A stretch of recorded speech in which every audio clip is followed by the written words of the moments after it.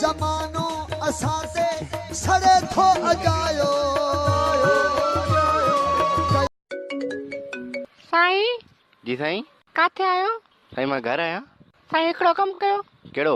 मुंहिंजे मोबाइल में load विझरायो। Hello, hello, आवाज़ नथी अचे। वॾो कंजूस। हाणे ख़त्म हयाती सफ़ा थी लॻे, हाणे ख़त्म हयाती सफ़ा थी लॻे, न दुआ थी लॻे न दवा थी लॻे न।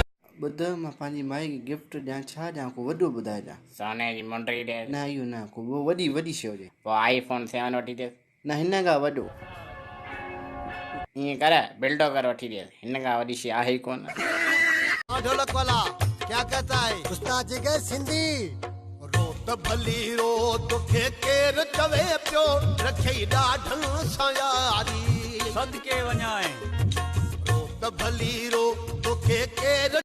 ओसा नगर में दियारा बोला मालिका यूं था तीली तेल में भोरेल में या जेल में, यूं था तीली तेल में भोरेल में या जेल में। रख रख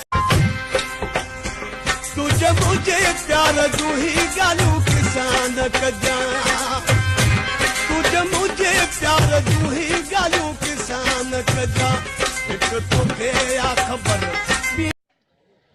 असां चऊं था त सिंध कंहिंजे पीउ जी जागीर न आहे, सिंध सिंधी क़ौम जो तारीख़ी वतन आहे।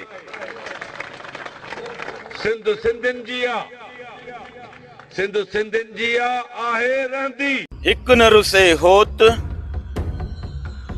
घोरी बाझ ॿियनि जी, रुगो रब राज़ी हुजे,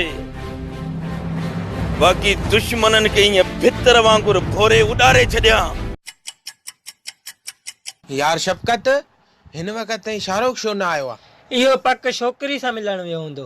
हमेशह ग़लति ई सोचजां, छा ख़बर ट्रक जे हेठां अची वियो हुजे। अड़े तूं वरी कहिड़ो सही थो सोची? सड़ंदा रहंदा सड़ण वारा, पाण न आहियूं ॾिजण वारा, मिलंदा रहंदा मिलण वारा, नाहियूं ज़िद तां लहण वारा, खाली पीली पिया बता कहणनि दुश्मन था सफ़ा सड़ियो। काने वई जिते नाज़ हुई दिल जे करे पयो जलाई, पाण थियो परेशान आई, तारो अगो तो यार पाई रोई। मूंसां वरी छो नथो ॻाल्हाई?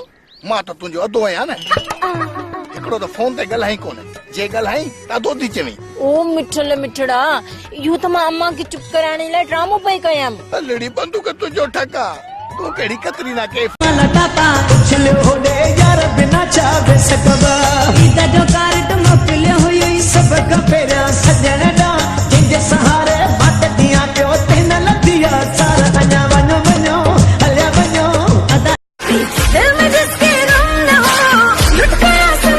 ॾिसो इहो ॾिस, हथ थो थिए। हा बाबा, हथ थो थिए, हथ थो थिए। पकड़ीस पकड़ीस। अड़े हिनखे वठी हल कोठी ते।